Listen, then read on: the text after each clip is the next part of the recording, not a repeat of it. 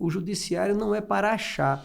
O judiciário é para solucionar um conflito. Que uma decisão pode mudar a vida das pessoas, Sim. né? O nosso Estado não é sério. O nosso Estado não é sério. O nosso Estado é um Estado que cai um presidente da República e as políticas públicas param do dia para a noite.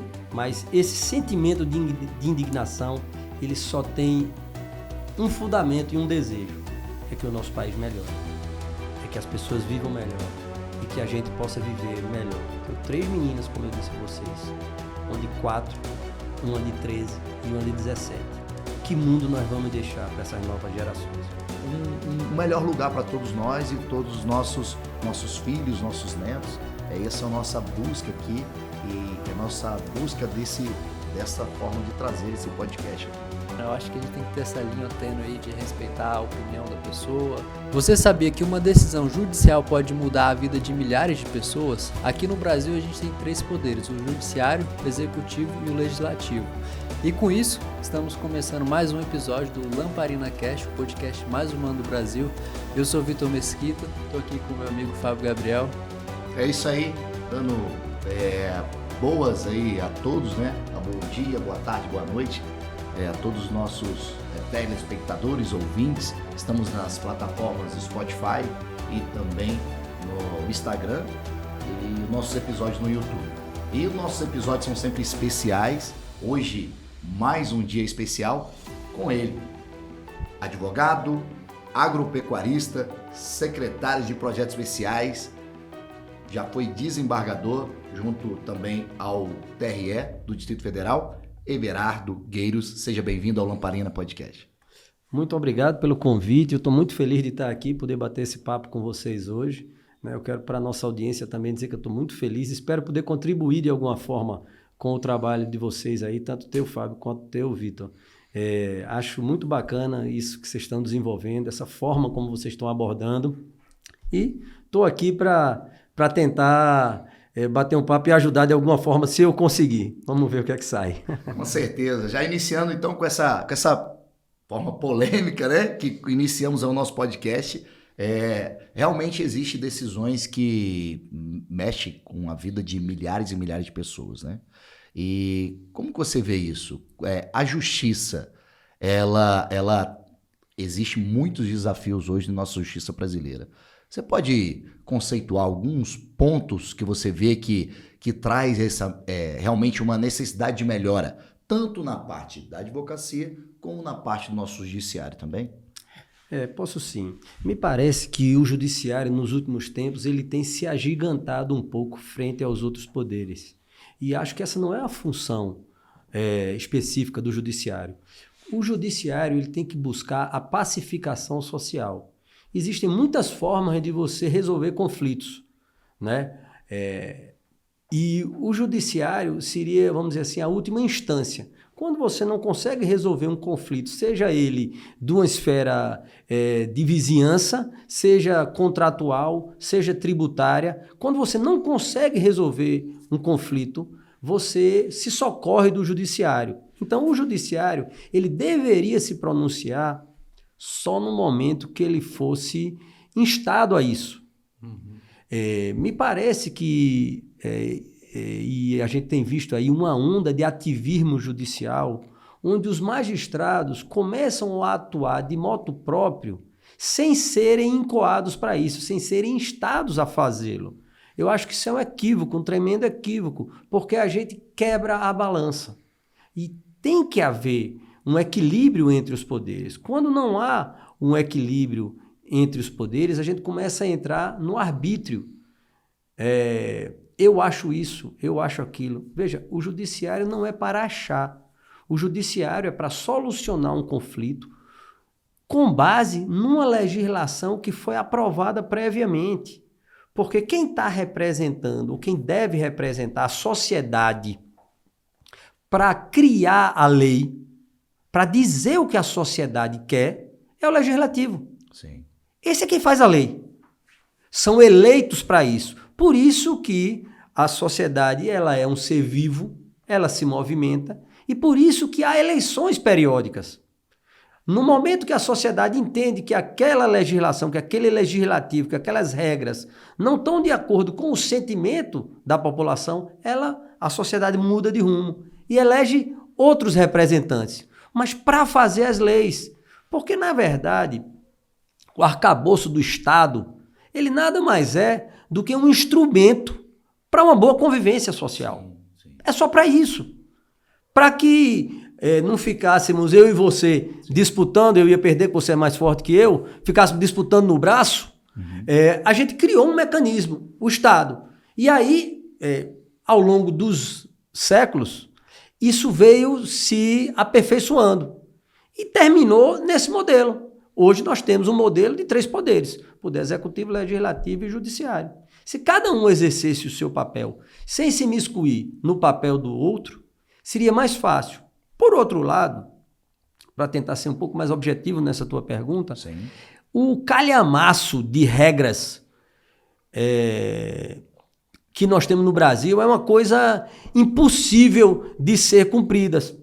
Então, eu acho que há um excesso de legislação e, na verdade, com esse excesso, o que é que isso acarreta? Acarreta uma impunidade. Acarreta um sentimento de que tem regra demais, mas não precisa cumprir, não. Porque você não vai conseguir cumprir mesmo essa quantidade de regra, então não cumpre não, que vai dar tudo certo, depois a gente dá um jeito lá na frente. Isso é muito ruim para a sociedade. Com certeza. A sociedade ela tem que se pautar por poucas regras, por regras mínimas, mas por regras que se façam cumprir. Everardo, temas bem atuais hoje que nós temos na área jurídica, que se fala da liberdade de expressão, né? Que é um dos princípios que nós temos a garantia de se expressar como quisermos, né? E hoje a gente vê que existe alguns meios para que você não possa se expressar da forma mais, logicamente, da forma ponderada, mas que você tenha o direito de se expressar. E a gente vê, muitas vezes, não tem essa harmonia entre tanto o executivo, como o judiciário, como o legislativo, e fica, vamos dizer assim, uma venda, né? Que você não pode se manifestar exercendo o seu direito que nos dado constitucionalmente, né? Como você vê essa forma de manifestação hoje, tanto do advogado como do indivíduo? Veja, é um pilar realmente do Estado Democrático de Direito e é um pilar da República. Nós vivemos num regime de governo que é republicano, né? E é óbvio que o cidadão não pode ser diminuído frente ao Estado. O que é que o cidadão pode fazer a não ser se pronunciar? Sim.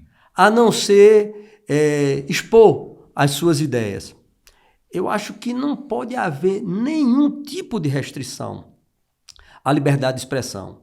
Agora, óbvio, já tem tipos penais para isso. Se você se excede, já tem injúria, calúnia e difamação. Já está previsto, não tem que criar regra nova. Tem que se fazer com que essas regras que existem sejam cumpridas, como eu estava falando anteriormente. A diferença é que antigamente, essas conversas que a gente hoje escuta em todo canto eram nas esquinas, eram na frente das farmácias, eram na frente das padarias. Eu me lembro da minha infância lá, quando eu ia visitar meu avô em Garanhuns.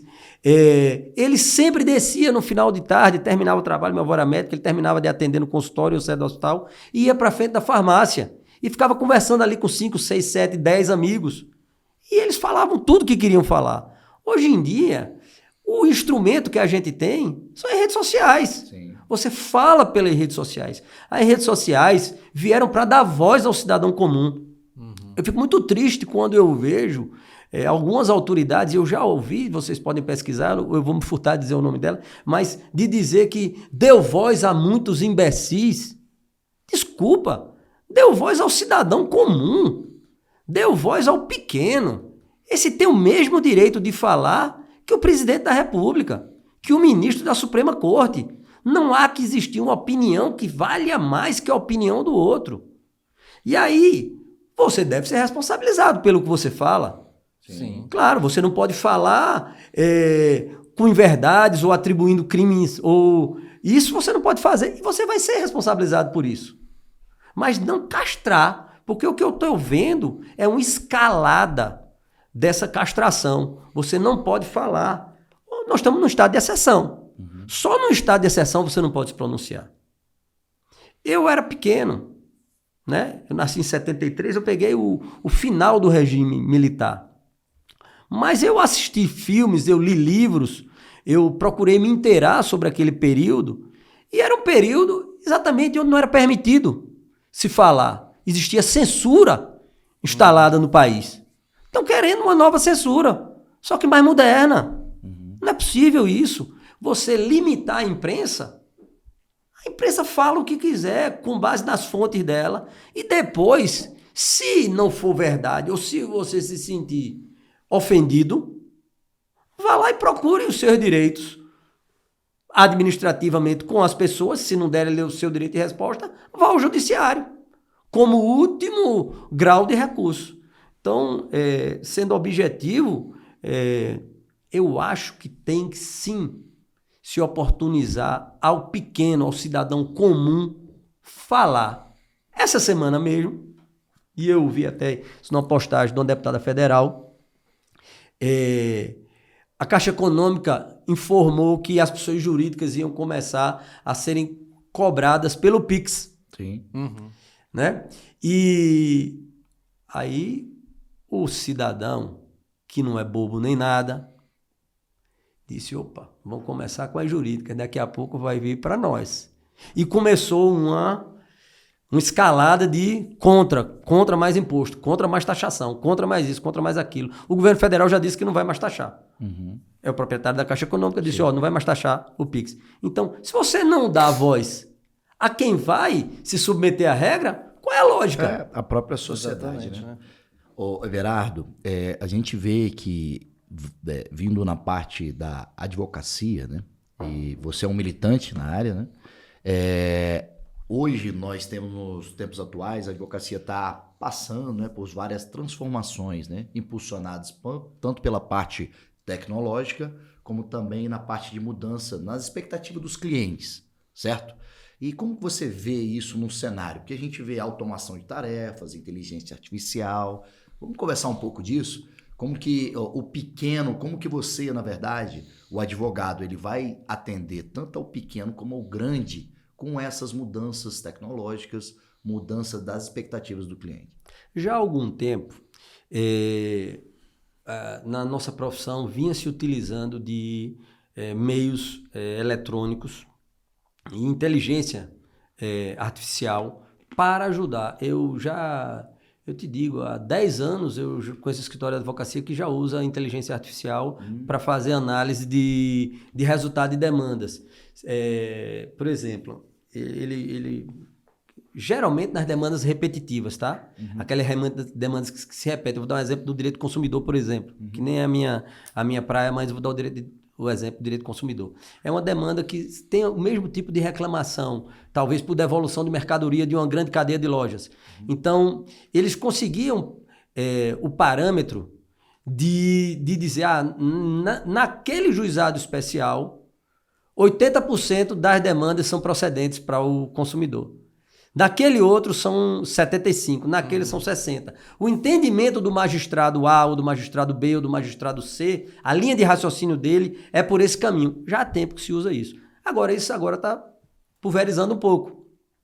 Também os pequenos escritórios e os advogados individuais estão tendo acesso a essa informação. Eu acho que é inevitável.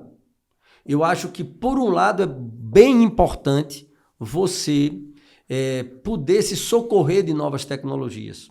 Então, um Snapchat, mas uma coisa é para lhe auxiliar. Outra coisa é para fazer o seu trabalho. Uma queixa que eu próprio tenho muito grande, eu venho de uma época, eu já estou meio passadozinho no tempo, eu venho de uma época que a advocacia era barriga no balcão. Sim. E tinha uma expressão que às vezes utilizavam ela de forma pejorativa, mas não é pejorativa, falavam dos embargos auriculares. Sim. Que porque nós temos a reprodução de embargos, que é um tipo de recurso, e eram os embargos que faziam quando se ia conversar com o juiz. Mas a verdade é que tem que haver esse diálogo entre o advogado e o magistrado. Tem que haver o diálogo entre o Ministério Público e o magistrado. Às vezes eu vejo algumas queixas de pessoas dizendo, não, mas o advogado tal é amigo do juiz tal. Mas tem que ser, ele não pode ser inimigo. Ele trabalha no dia a dia ali com o magistrado, ele leva as demandas. E o advogado nada mais é do que um auxiliar da justiça. Nós fazemos uma parte do papel, que é recolher todo o arcabouço probatório, recolher na base qual é a verdadeira história, adequar essa história ao arcabouço legislativo nosso e entregar ao magistrado para que ele decida. Então, nós somos auxiliares da justiça.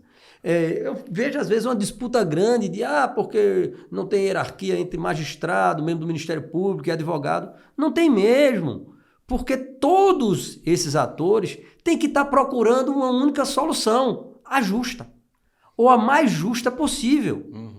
Então, se as pessoas conseguem entender o seu papel dentro desse arcabouço, é muito bem-vinda a tecnologia.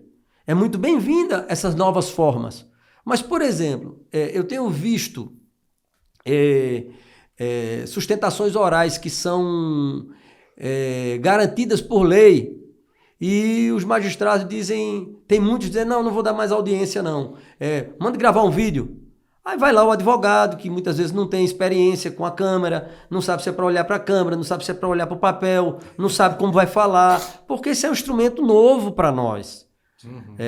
Eu conversando com vocês, eu estou me dirigindo a vocês, talvez eu devesse estar me dirigindo à câmera que está aqui na frente, mas eu não tenho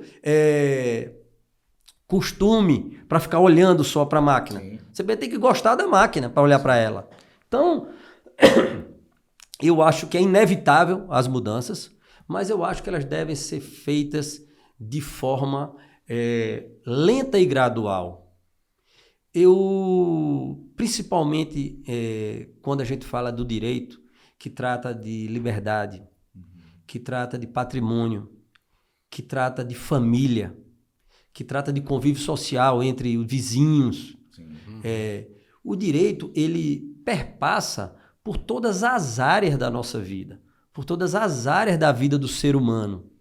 Então, é necessário tomar um cuidado para que essas mudanças não simplesmente inviabilizem o convívio social. Ao invés de ter um aprimoramento, há um bloqueio, vamos dizer assim. Isso, é exatamente isso que eu quis dizer. Então, se a gente faz gradualmente, até porque as nossas legislações elas se aperfeiçoam, mas o pensamento...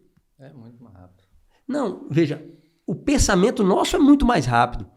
Mas os fundamentos que levaram à criação daquela legislação são fundamentos de séculos, talvez de milênios. Quando começou-se a pensar como é que ia ser uma sociedade administrada lá na polis, lá na Grécia, você vai falar de Aristóteles, vai falar de Platão, esses caras que eram filósofos lá atrás, eles eram filósofos já do direito. Eles eram filósofos que começavam a entender que precisava de um regramento para o convívio social.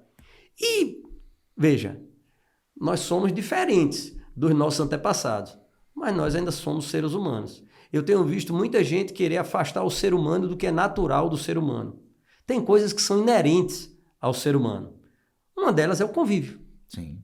Uma delas é essa, principalmente para nós que somos brasileiros, né? Sangue quente, sangue latino. A gente gosta de conversar, gosta de pegar, dar tapa nas costas do amigo, dar uma risada. E aí, quando você começa a se limitar a ficar através também só de uma câmera, numa audiência onde você poderia trazer alguma informação que fosse fundamental para convencer o magistrado. Sim. Não é levar o magistrado ao erro. É dar tantos elementos quanto necessários para ele tomar a melhor decisão. Por outro lado, o magistrado, e eu vejo, infelizmente eu tenho alguns amigos que são maravilhosos, mas tem alguns conhecidos que também se deixam perpassar um pouco envaidecidos, Sim. pela vaidade. E a vaidade, como todo mundo sabe, é o pior conselheiro. Sim. O pior conselheiro é a vaidade. Então, às vezes, para de tomar cuidado com a vida do outro, sabe? Eu passei um tempo como juiz no TRE, como desembargador, e foi uma experiência riquíssima para fazer com que eu, advogado, também me colocasse no lugar do magistrado, no lugar da pessoa que eu estava decidindo a vida dela. A partir de uma decisão nossa, ele talvez nunca mais pudesse fazer o que ele sempre fez na vida. Eu talvez alijasse um grande quadro da política. Um quadro que depois faria falta para a nossa sociedade. Então você tem que ter cuidado. Eu vi uma frase do ministro Sebastião Reis, que diz o seguinte, ele está até lançando um livro hoje, de imagens e de poesias e contos dos presídios. Então, ele fez as imagens dos presos. E falando dos presos trans. Sim. Esse é a pegada do livro dele. Mas o mais importante, eu não quero nem fulanizar para trans ou não, sim, mas eu acho que o mais importante da visão do ministro é que ele está indo olhar dentro dos presídios as próprias pessoas que ele colocou lá. Entende?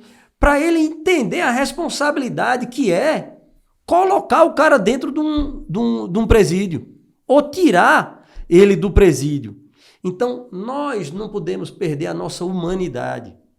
Quando a gente coloca para um computador julgar, ele vai conseguir julgar com base na lei, talvez até com maior precisão, sim, que um ser humano. Mas ele nunca vai conseguir ir visitar um preso no presídio e entender a dor que ele está passando. Você trouxe um viés muito importante, que é o lema do nosso Lamparina Podcast, é o podcast mais humano do país, né? Do Brasil.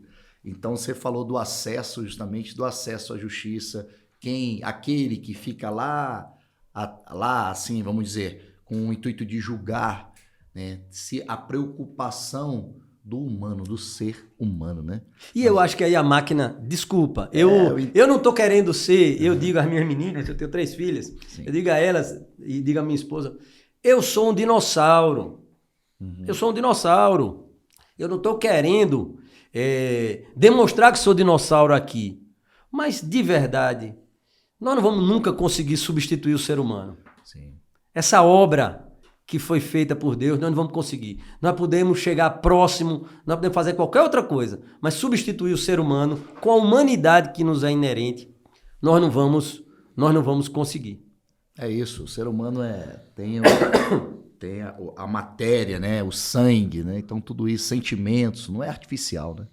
Nós vivemos o hoje, já vivemos o ontem, vivemos o hoje e vamos viver o amanhã, né?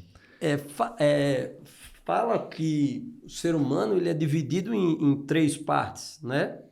Corpo, alma e espírito. Ainda tem aí é profissão de fé, né? Aí cada um tem a sua e eu respeito completamente, mas ainda tem o para depois. Porque se fosse só corpo e alma, é o que nós estamos fazendo aqui. Tá aqui o corpo e tá aqui a cabeça trabalhando. Mas ainda tem o para depois. O espírito. Que é o espírito. É isso aí.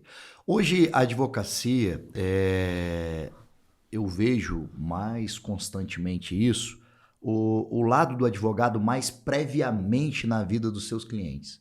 Isso está acontecendo mais nos tempos atuais, concorda? Concordo. E eu acho que isso é uma coisa boa. Porque você previne o litígio, né? Sim. E aí tem outras formas de você prevenir o litígio. Porque o litígio é caro para o Estado, é caro para quem passa ali 10, 15 anos, 20 anos esperando que o bem da vida dele seja entregue. Seja uma casa, seja um apartamento, seja o direito de visitar os filhos. Então o bem da vida está sendo disputado ali por quantos anos? E a gente sabe, às vezes, que o judiciário está abarrotado.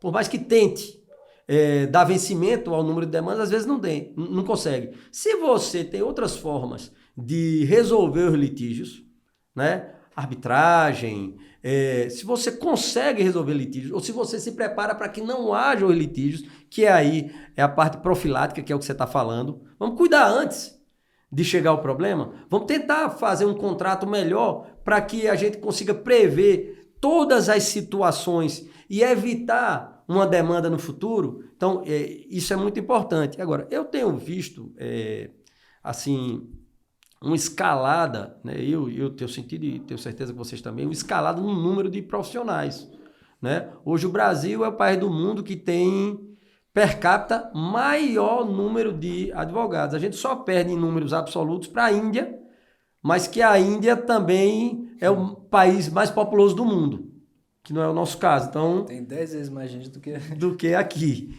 Então, eu acho que a gente também precisa ajudar um pouco nessa qualidade, nessa qualificação, tá?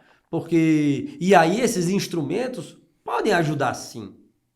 Esses instrumentos podem ser auxiliares sim da nossa profissão, para ajudar ao próprio profissional se reciclar, ao próprio profissional voltar a pesquisar. Eu tenho um modus operandi, aprendi com meu tio, o ministro Evandro Gueiros. Ele ensinou o seguinte: primeiro, quando chegam com a demanda para você, você lê a lei.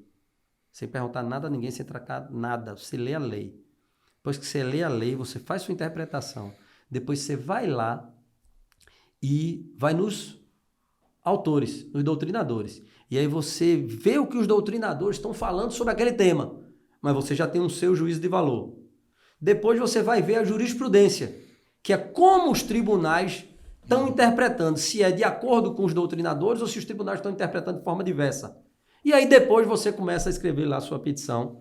Depois que você tiver entendido todo o problema, aí você começa a escrever sua petição para ver se você consegue defender o direito lá do seu cliente. Assim como todo cidadão, ele tem seus deveres e seus direitos, né? E dentro da sua opinião, da sua vivência, qual você acha que são os deveres, os direitos do Estado e os deveres do Estado perante ao cidadão?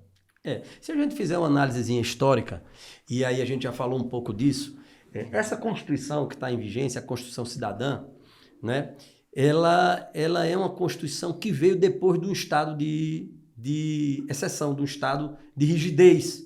Então, ela é uma Constituição feita onde deu muitas garantias de direitos e pecou pelo outro lado da balança, que é não dar os deveres. Porque quando você recebe uma graça, quando você recebe um direito, você tem que ter uma obrigação na outra mão. Então você vê, por exemplo, o SUS é ótimo, é maravilhoso, eu não estou falando mal do SUS, pelo amor de Deus, mas dá direitos universais a todo o brasileiro, mas não deu nenhuma obrigação aos brasileiros para que eles tivessem direito ao SUS. Na minha cabeça, eu não conheço nenhum outro país do mundo que tenha um SUS, que a saúde seja completamente de graça. E aí, de lá para cá, com base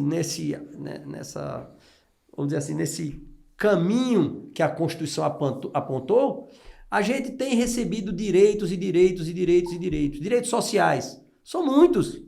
Aí você vê, direitos a cotas, são muitos. E os deveres, a gente não vê ninguém tratando de deveres. Por exemplo, você perguntou do Estado. Sim. Eu vou responder com uma frase só. Entre o Estado e o particular, e o cidadão. É o seguinte: o Estado te cobra o imposto no final do mês. No final do mês vem descontado o imposto.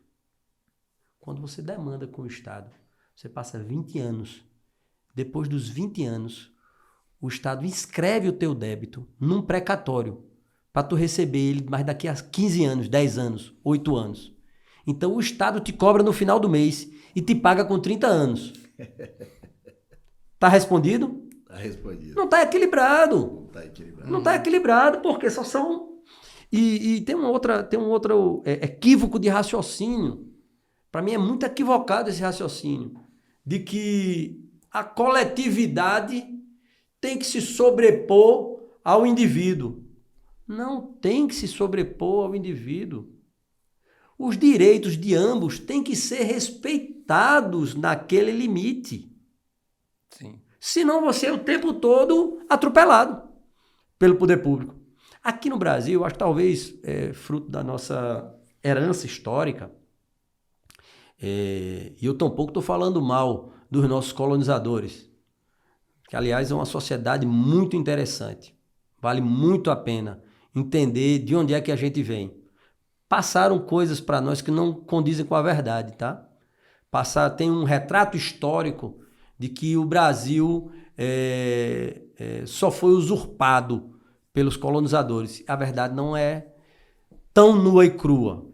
Mas voltando ao tema, nós precisamos dar cidadania ao cidadão. E nós precisamos que o Estado respeite isso, para que a gente possa viver em harmonia, para que a sociedade possa crescer. Os brasileiros, e aí eu pego a fala que eu tava pensando na hora, os brasileiros eles são acostumados, talvez por essa herança histórica, a serem tutelados demais. E aí quando você fica esperando a regra, fica esperando a ordem, fica esperando a... Não, mas não tem legislação para isso. Amigo, se não tem legislação proibitiva é porque é permitido. O que não está proibido é permitido. Sim. Você não tem que ter uma regra afirmativa dizendo que é permitido você fazer aquilo. Senão você castra a sociedade, você castra o empreendedorismo. Você vai pedir ao Estado brasileiro um alvará para montar um negócio, é um parto. E quando sai, aí você, na primeira semana que está lá no negócio, recebe a fiscalização. Mas não é uma fiscalização instrutiva não, tá? É uma fiscalização punitiva. A gente há pouco estava tratando do Tribunal de Contas da União, do TCU e do TCDF, dos TCEs. Eu acho que é muito pouco o papel dos tribunais. Eu acho que eles poderiam exercer um papel mais amplo de orientação. Aí eles dizem, eu não sou órgão consultivo. Ok. Mas veja, parece que está todo mundo caladinho.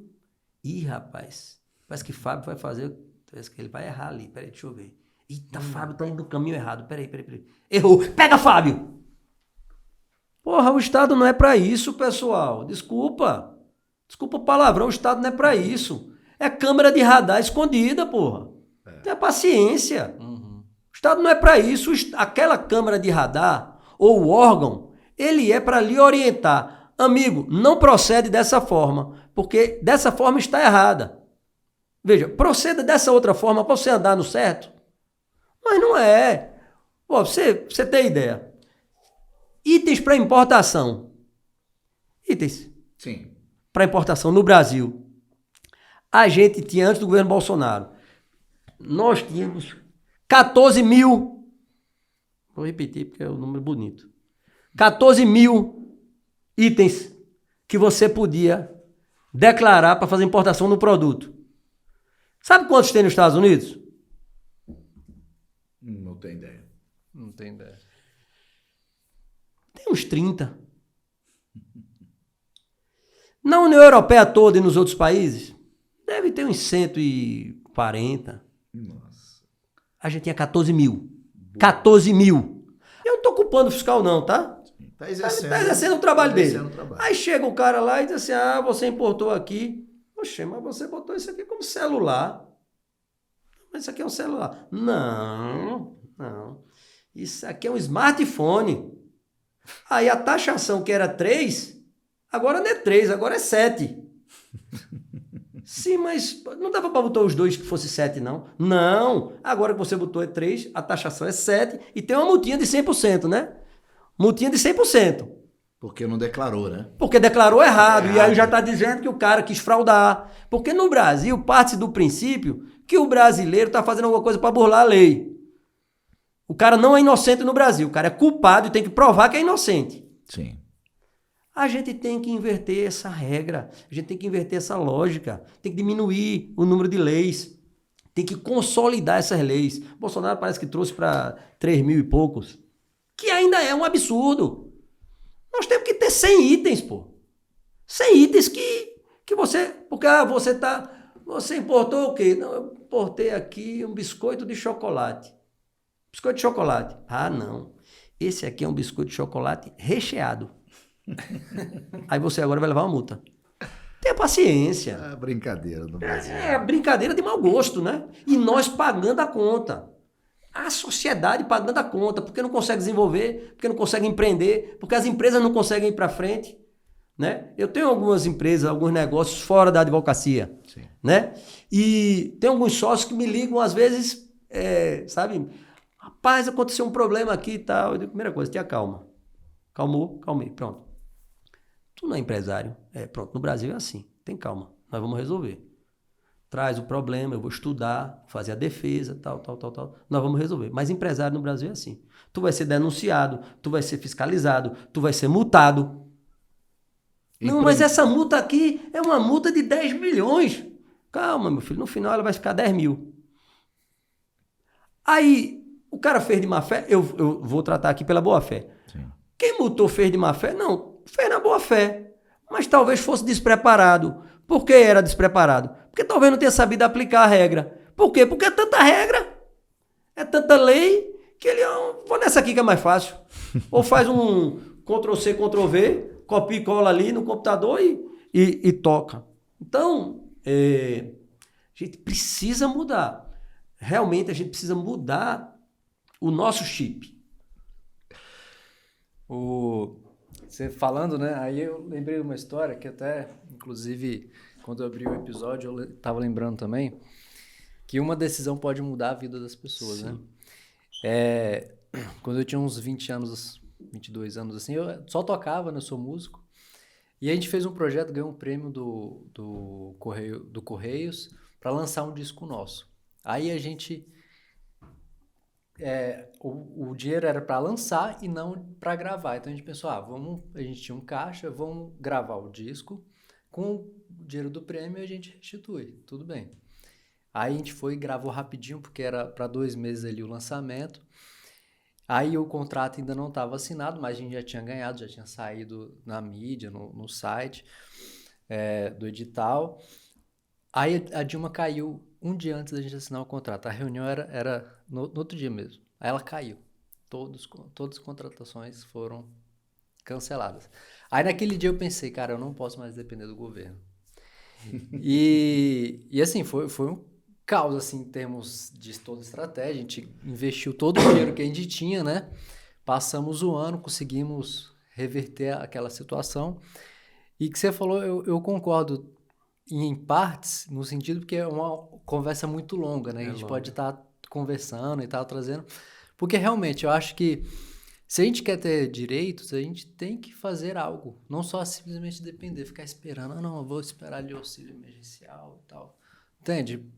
Porque se fosse, imagina, se todo mundo, todos os cidadãos ficar dependendo de alguma coisa, de algum auxílio, a gente quebra o país em um mês. Rapaz, você falou de várias coisas aí que são fundamentais.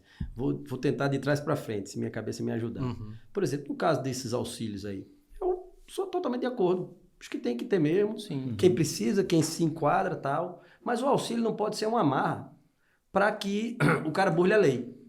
Então, se você está recebendo auxílio, se você tiver um emprego, aí o que é que você faz? Você contrata o cara por fora, sem carteira assinada, vilipendiando os direitos que ele tem na Justiça do Trabalho, para que o cara não perca o auxílio. Tá entendendo? Auxiliando ele de alguma forma.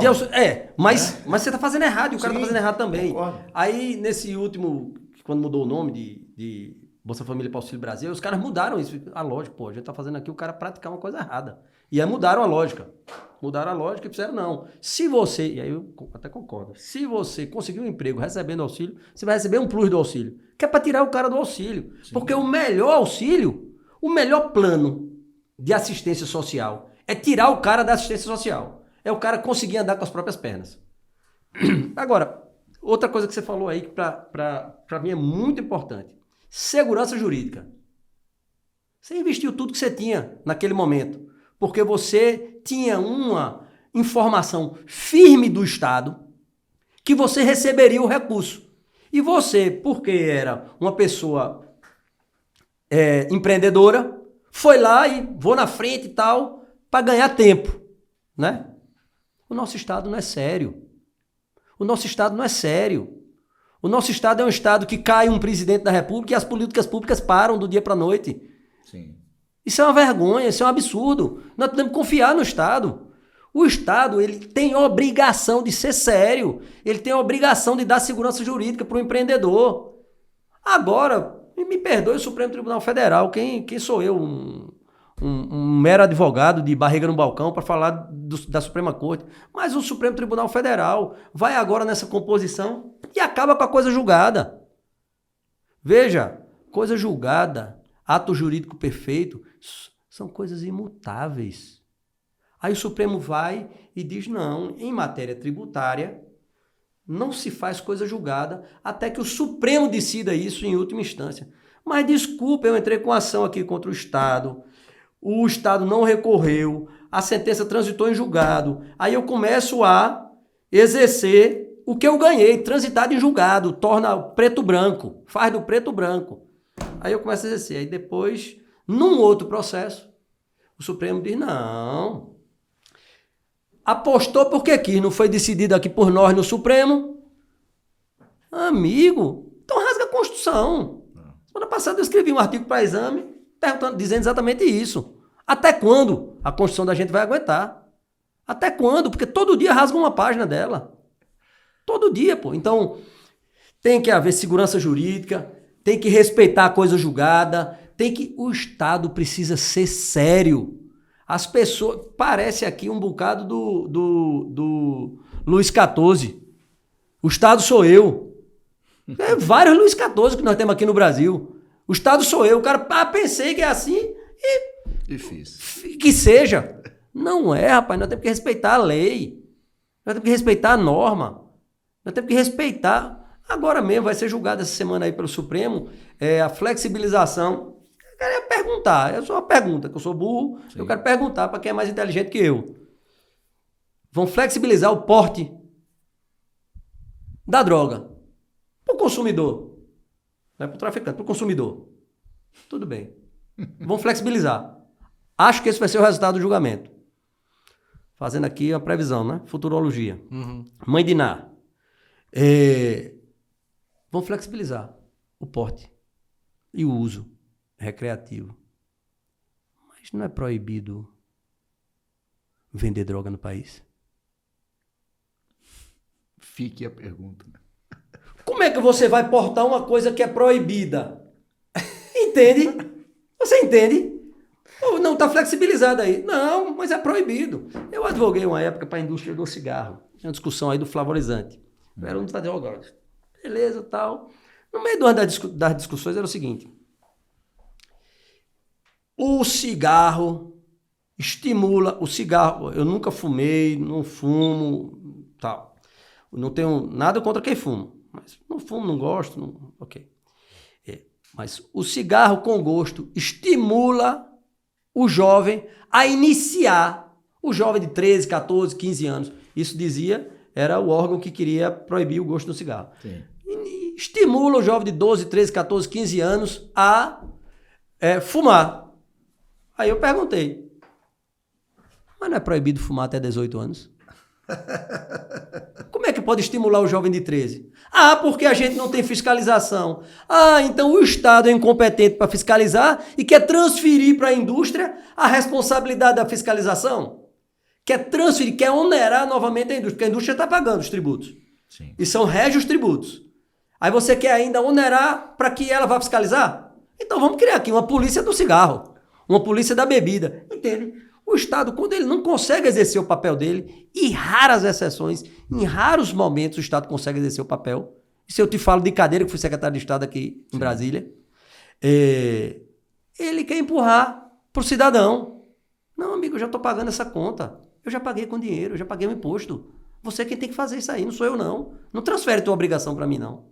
Então fica a pergunta, como é que flexibiliza essa questão da criminalidade, de quem vai portar uma coisa que é proibida? Doutor Everardo, estamos nos aproximando assim mais nos finalmente, né, do nosso podcast. E eu quero que você deixe uma mensagem para todos os nossos telespectadores, ouvintes que nos acompanham. Qual é o papel, o que o advogado tem que exercer, além de trazer a paz social? O advogado tem que ser para a sociedade um porto seguro. Ser um consultor para a sociedade, para que quem busca o advogado saiba que ele vai ter o melhor defensor nas melhores condições para fazer valer o direito dele. Advogado não é mágico. Advogado é um instrumento. Esse instrumento tem que estar afiado como uma faca para cortar precisamente, para não cortar de forma errada. Então, esse é o nosso papel social. É ser um porto seguro para a sociedade, para uma pesquisa, para uma consulta, para a elaboração de um contrato, para a defesa de uma tese, para fazer valer o seu direito da melhor forma. Excelente. Muito bom nessa oportunidade de estar recebendo, né? Vossa Senhoria aqui nesse podcast aqui. Estamos nos aproximando aí quase um ano de podcast, então foi uma satisfação tê-lo aqui nesse podcast que chamamos, né, Vitor? Podcast mais humano do Brasil. E muitos temas foram colocados e senti a parte humana aqui, trazendo esclarecimentos de uma forma bem concisa e esclarecedora. Se vocês me permitirem, por favor. Claro. Eu quero agradecer muito ter podido participar aqui, né? Achei que o bate-papo foi ótimo, eu pude externar de alguma forma os nossos pensamentos, mas às vezes até de indignação, às vezes até triste, chateado, revoltado com atitudes do nosso próprio Brasil, das pessoas que ocupam alguns cargos, mas esse sentimento de indignação, ele só tem um fundamento e um desejo, é que o nosso país melhore, é que as pessoas vivam melhor e que a gente possa viver melhor. Tenho 3 meninas, como eu disse a vocês, uma de 4, uma de 13 e uma de 17. Que mundo nós vamos deixar para essas novas gerações? É isso aí. Muito obrigado.